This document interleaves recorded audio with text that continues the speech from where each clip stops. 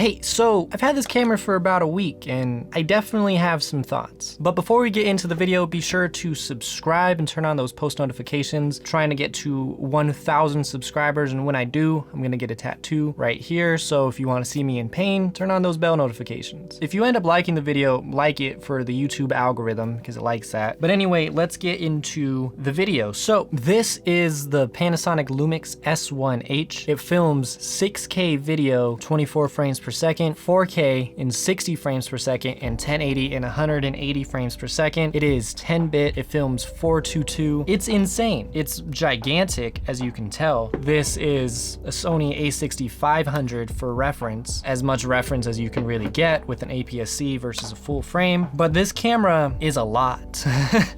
It's a lot. It has a hefty price tag too to go along with that. It costs $4,000. And the lenses, the cheap lenses, are $1,000 a piece, minimum. I recently picked up this camera and I have been messing around with it, and I think, you know, I've used it enough for this first week review. That's all I'm trying to say. So, some things that I noticed right off of the bat when you're taking photos. It does not show real time what your photo is on this swivel screen. You can get around that. If you go into the settings, make sure to change it to photo up on the dial. You'll see it says constant preview. So you have to turn that on, and when you do, then you will actually be able to see the photos and the settings and how everything's gonna look real time on your monitor and in your viewfinder. But after you do that, you will be able to see everything that you're changing, all of, like, you're gonna be able to see how your photo actually looks on the screen and in the viewfinder. That is something that threw me off, but it's kind of a necessity. This camera is heavy, so you need a bigger gimbal. I don't know why I said that, but that is something to consider, and that's something that I have realized. So not only did I have to learn this camera, I had to get a different gimbal. Some things that I do like are all of the buttons. There is so many buttons, so many buttons. So there was kind of a lot to get used to with using this camera for the first time. You can use this camera very efficiently because of all of the different buttons. One thing that I have is if you click over, I think that this is stock. I don't think that I changed anything, but if you click on the dial to the right, it'll bring up your audio settings. So that is very, very nice. Another thing that I really like is when you start recording, the entire screen turns red around the outside. There's a light right here and a light right here. So it is very, very evident that you are recording. And that's something that's very helpful.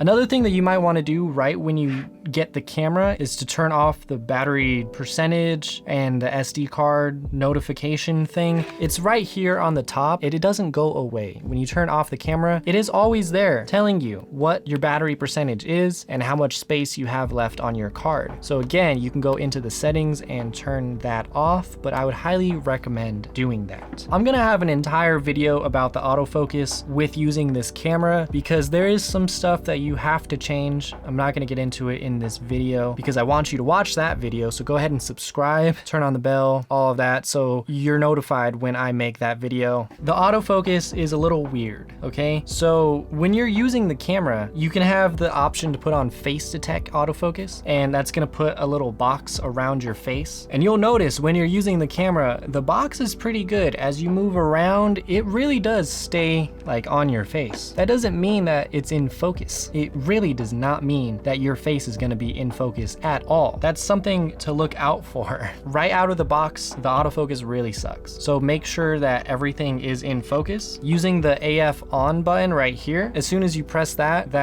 it's like your focus button. So you press and hold that, and then it's gonna go in and out of focus and lock into your subject. So I found that pretty useful. It was also pretty useful with tapping on the screen for the focus, but I think that's all I'm gonna say about the autofocus with this camera. Another thing that I just realized when I was making the Ronin M video about whether it was worth it in 2020 or not, the audio kind of messed up. So there was a lot of hissing going on and like a humming that you could hear. I have an external microphone connected. Hello. I've never had a problem with it with the Sony a6400, but I thought it was very, very strange that I had that humming and hissing. And it was very, very evident in the video. So go watch that to see what I am talking about. It was super weird. Another thing is the batteries. So this one might just be my problem, but I have the Textra dual battery charger, and the batteries don't really fit in here that well.